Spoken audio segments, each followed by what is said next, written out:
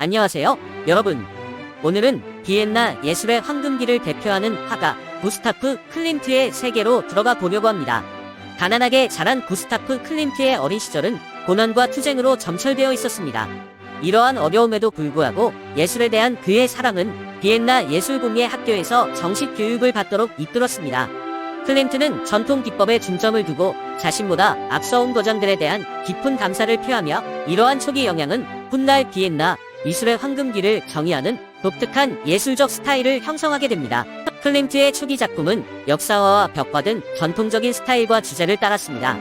하지만 나중에 그의 예술을 차별화시킨 것은 장식적인 요소와 상징주의의 통합이었습니다. 당시 유럽에서 인기를 얻고 있던 영국의 예술공예 운동과 일본의 우키요는 한화에서 영감을 받은 클림트는 복잡한 패턴, 금박, 에로틱한 테마를 그림에 도입하기 시작했습니다. 클림트의 명성이 높아지면서 그는 비엔나에서 가장 인기 있는 화가 중 한 명이 되었습니다. 그는 공공건물을 위한 벽화와 그림을 의뢰받았고 도시 엘리트들의 초상화도 완성했습니다. 하지만 그의 작품에 논란이 없는 것은 아니었습니다. 일부 사람들은 클림트의 에로틱한 이미지와 파격적인 기법을 스탠들이라고 생각했습니다. 이러한 비판에도 불구하고 클림트는 계속해서 경계를 허물고 아름답고 생각을 자극하는 예술을 창조했습니다. 클림트의 후기 작품은 점점 더 추상화되고 인간의 형태에 집중하게 됩니다. 기하학적 형태와 대담한 색채를 사용하여 현대적이면서도 시대를 초월한 스타일을 창조했습니다. 안타깝게도 클림트의 작품 대부분은 제2차 세계대전 중에 소실되거나 파괴되었지만 그의 유산은 살아남은 작품들을 통해 전 세계 관객들에게 계속해서 영감을 주고 마음을 사로잡고 있습니다.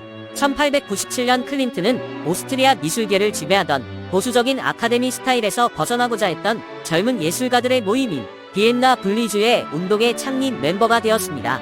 분리파는 구스타브 모로, 피에르 쿠비스즈 샤반 등 프랑스 상징주의 화가들의 작품에서 영감을 받아 현대 세계를 반영하는 새로운 스타일의 예술을 창조하고자 했습니다. 클림트가 탈테파 전시회에 출품한 작품들은 당시 가장 논란이 많고 화제가 되었던 작품들 중 하나였습니다. 그의 그림은 에로티시즘과 관능미, 여성의 형태에 대한 매혹으로 가득 차 있어 보수적인 비엔나 대중의 스캔들을 불러일으켰습니다. 1900년 클림트는 빈 대학교의 의뢰를 받아 대학교 그레이트 홀을 위한 일련의 그림을 제작했습니다. 교수회화로 통칭되는 이 작품들은 클림트의 가장 유명한 작품 중 일부입니다. 이 그림은 철학, 의학, 법학 학부를 표현하기 위해 디자인되었습니다. 이 그림은 우화적인 인물, 생생한 색채, 클림트의 대표 기법 중 하나가 된 금박의 인상적인 사용으로 가득 차 있습니다. 클림트의 후기 작품은 초기 작품보다 훨씬 더 대담하고 실험적이었습니다. 1907년경부터 시작된 유명한 황금기는 클림트가 새로운 기법과 재료를 실험하는 시기였어요. 이 시기의 작품들은 금박을 사용하고 복잡한 패턴을 사용했으며 집착에 가까운 인간 형태에 매료된 것이 특징입니다. 키스와 아델레 블로우바우어, 일세와 같은 이 시기의 클림트 작품은 미술사에서 가장 유명한 작품 중 일부입니다. 초상화에 대한 클림트의 색다른 접근 방식은 그의 가장 유명한 작품 중 하나인 키스에서 잘 드러납니다. 친밀한 포옹을 하는 부부의 모습을 그린 이 그림은 금색과 꽃무늬로 복잡하게 얽힌 피사체의 몸으로 에로틱하면서도 부드러운 느낌을 줍니다. 클림트는 금박을 캔버스에 얇게 붙이는 기법을 사용했는데 이는 그가 존경했던 비잔틴과 중세 예술에 대한 오마주이자 그림의 새로운 차원의 고급스러움을 가져다 주었습니다. 키스의 대담하고 관능적인 주제는 클림트 자신의 보헤미안 라이프 스타일과 당시의 보수적인 가치관에 대한 거부를 반영한 것이었죠. 클림트의 황금기는 제1차 세계대전이 발발하면서 갑작스럽게 막을 내렸습니다. 이 참혹한 전쟁은 빈의 화려함과 퇴폐를 종식시켰고 클림트의 화려하고 값비싼 그림에 대한 수요는 하룻밤 사이에 사라져버렸습니다. 그럼에도 불구하고 클림트는 1918년 사망할 때까지 초상화와 풍경화를 계속 제작하며 예술에 전념했습니다. 오늘날 그의 작품은 대담한 색채 사용, 복잡한 패턴, 대담한 주제로 전 세계 관객을 사로잡고 있습니다. 클림트의 유산은 많은 현대 예술가들의 작품에서 볼 수 있으며 이들은 클림트의 혁신적인 기법과 대담한 주제에서 계속 영감을 받고 있습니다. 클림트의 영향은 제프 쿤스, 데미안 허스트, 무라카미 다카시와 같은 예술가들의 작품에서 볼 수 있는데 이들은 모두 금박과 복잡한 패턴을 자신의 작품에 접목시켰습니다.